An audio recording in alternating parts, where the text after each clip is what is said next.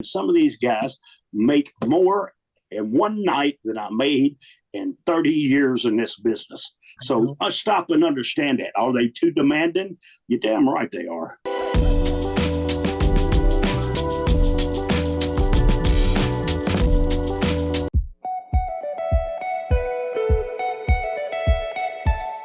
Hello, everyone. For Sportskeeda Wrestling, this is Bill Apter reporting, and really thrilled to have one of my dear friends from good old school, Ricky Morton, Rock and Roll Express. Welcome to the Apter Chat.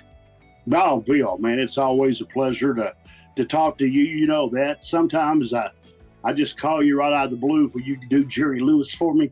But it's just a pleasure to be on your show, and pleasure to see you, and pleasure to talk to you.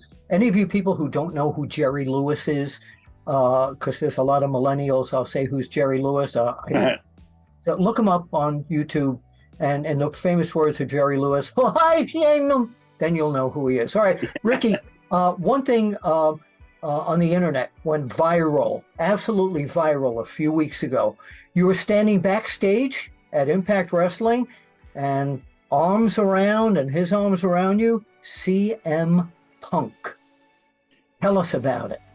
Oh man, I was in Chicago for Impact, in which, you know, that's where CM Punk's from. CM's a friend of mine, and he just come down to see all the boys. Yes, I get along with him great. You know, Bill, understand me. I give credit where credit's due.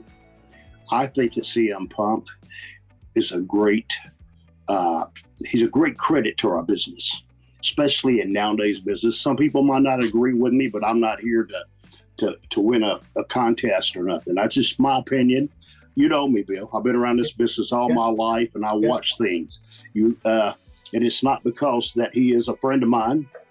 It's just because I think he's one of the greatest talents that's out there in the sport today.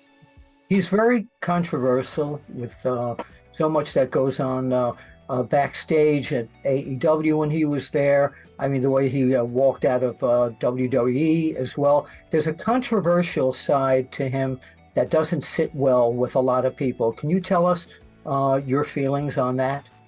Well, Bill, you know, it's no matter what you can do in life, you can't make everybody like you.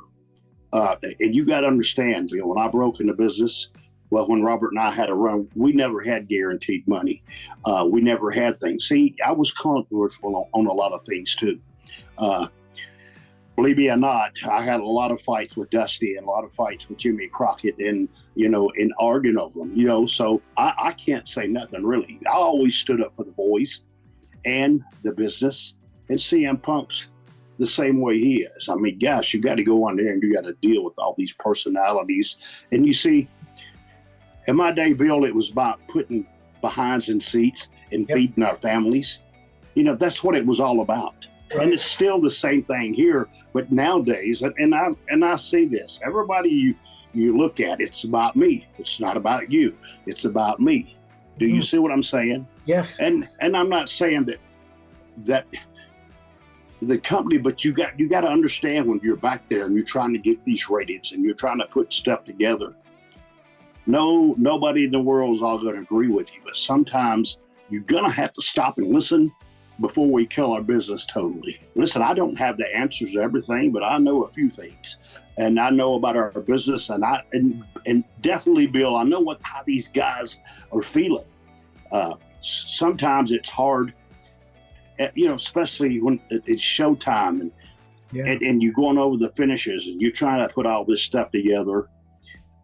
It's so much chaos that really you don't want to be involved in it, because I love this. That's the reason I like working for some of the smaller companies that's out there, because they listen to me. They get, you know, at least they give me a chance to say my part about this match and what it's not about. And that's the reason I love NWA too.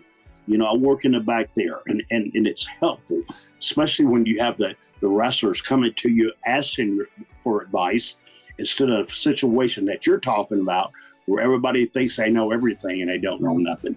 Yeah. Do you think wrestlers in this generation, because you've been around from the good old days with the Crockett's and all that, are wrestlers too demanding financially at this point? Are they too demanding? damn, Bill. That's. I mean, the big money. Okay, let me give you another example. In 1985, when we was wrestling the Midnight Express, and I was wrestling Flair. Listen, we didn't have no booking agency. We didn't have nobody to bring us airplane tickets and give them to us and say, here's your airplane ticket. Here's what hotel you're playing in. That's all paid for. We had to do that all ourselves.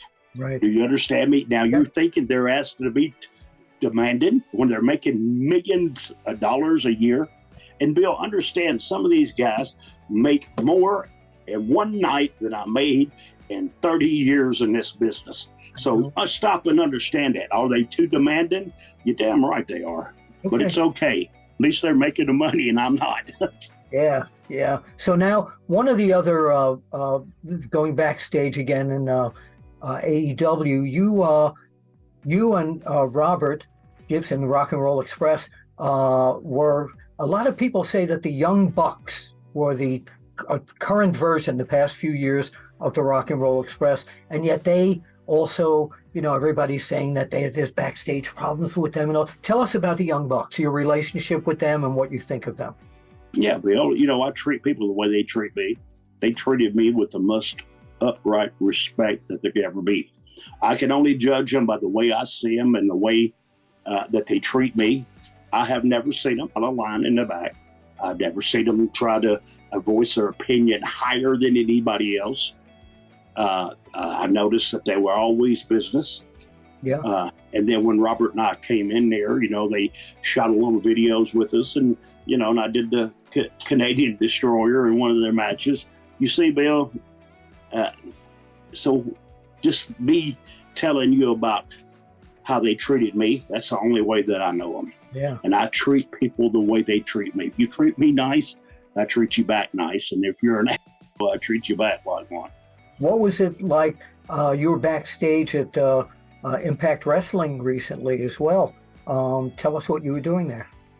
Well, Bill, it's I was an agent on a couple of the matches there, and I got to go there to explain. You see, and what's so cool, and I was telling you, it's guys there.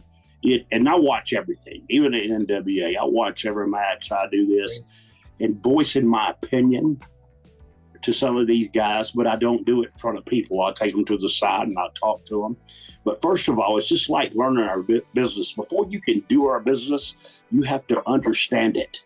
And when I talk to these guys, I make them understand what I'm talking about. Yeah. It's not this, that, or other. It's about telling that story and when to do something at the right time and when not to do it, or how to work with some person, how to make this babyface sell for you this way instead of working with the top guy. Did they listen? That's the whole thing. Did they listen? Or there are some of the younger guys? Oh, yes, they listen. And yes, they listen, Bill. And they thank me for my advice. And then when I make them understand what I'm talking about, they go, God, you're right. I didn't think about that. Yeah. You see, that's what I want to pass on in this business to a lot of the guys in this business. You have.